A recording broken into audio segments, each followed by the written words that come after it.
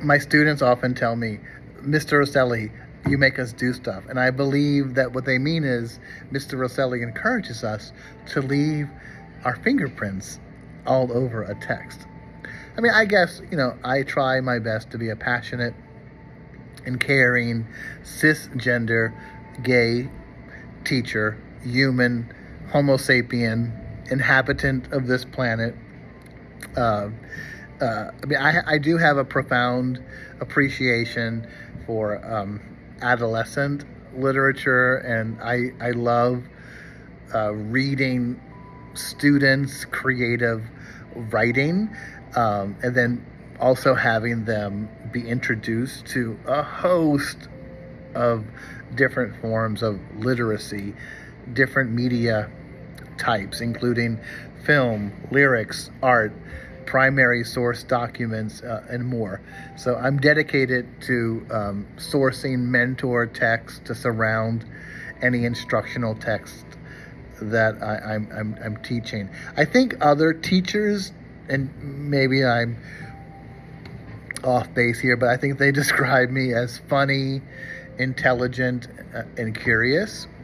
And I'm excited about experimenting with new teaching strategies.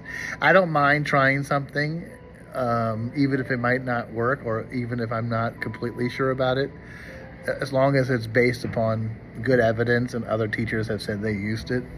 I'm still learning, yet I possess all the different types of strategies, reading protocols, and writing hacks to engage my students, hopefully across all areas of Bloom's taxonomy, right? I like to draw inspiration from ancient texts, like whether it be Plato's Apology, because you can put Socrates from 399 BCE right here in 2024, and pair that with the true story of Angela Johnson, who was also a philosopher in the 20th century, wrongfully accused of conspiracy to murder. So like taking something from the past and connecting it with something from the present, I think is really powerful. And maybe that's what is at the heart of humanities teaching. So I guess in that way you could say I do employ a Socratic approach to learning. Sometimes in speaking and in getting teenagers to speak, whether it's middle school or high school, that can be such a powerful moment to discover your voice and propel conversations forward. I think often we think of speaking as just something that happens in a classroom, but we can also celebrate that as a work of literature in of itself. So that's why I always every year have my kids do podcasts. I try to get my kids to do different forms of discussion and to learn accountable talk and to be able to express themselves that way. And then in their writing, they can solidify those thoughts in a more permanent, shareable form. But in a piece of writing, you can't stop the writing and interrogate it. Of course you can. You can write the author, you can annotate the text, but like in speech, I can stop you and say, well, what do you mean by that? Can you go further? There's something immediate, or there's an immediacy to speech that I think can be really powerful in a classroom environment.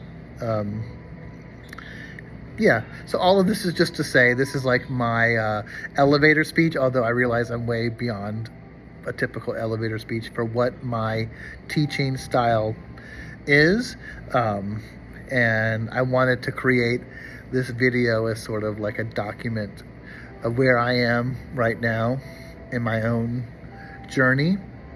And I am a builder. I'm someone who's always wanting to create new things, but I'm also realizing that if you count up all of the years that I have been in secondary education, meaning middle school and high school, it's 13 years by now.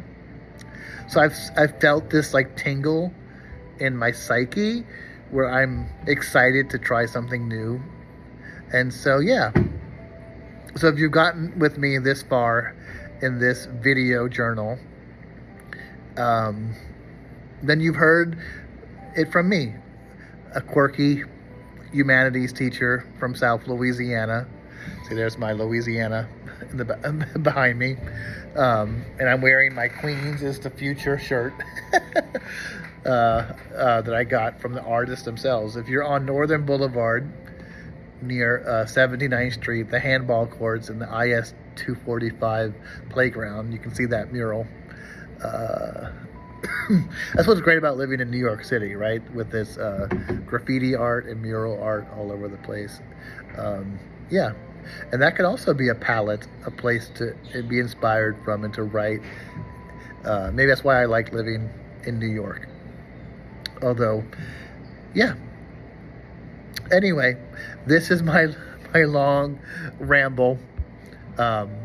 6 minutes, not too bad. All right, see you all later.